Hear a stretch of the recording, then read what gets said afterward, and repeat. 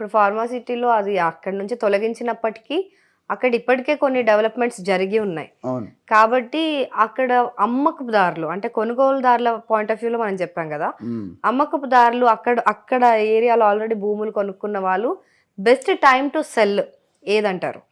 ఇప్పుడైతే నా ప్రకారం కాదండి, ఎందుకంటే వాళ్ళకి ఫ్యాన్సీ రేట్ రాదు. ఇప్పుడు కొద్ది కాలం హోల్డ్ చేసుకోవడం మంచిది.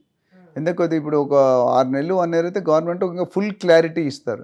ఫర్దర్ డెవలప్మెంట్స్ ఏమొస్తున్నాయి, ఎక్కడ వస్తున్నాయి, సాటిలైట్ టౌన్షిప్ ఎక్కడ వస్తాయి, దాన్ని బట్టి ఇప్పుడు అమ్ముకుంటే అంటే డెస్పరేట్ అయితేనే అమ్ముకోవాలి.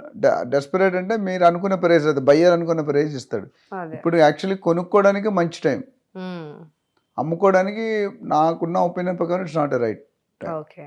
గచ్చిబౌలి నుంచి మెట్రో ఉంది కదా, ఆ మెట్రో లైన్ అనేది షిఫ్ట్ చేసేసి ఇటు ఫార్మసిటీస్ వైపుకు మళ్ళిస్తున్నారంట. దాని ప్రభావం ఎలా ఉంటుంది రియల్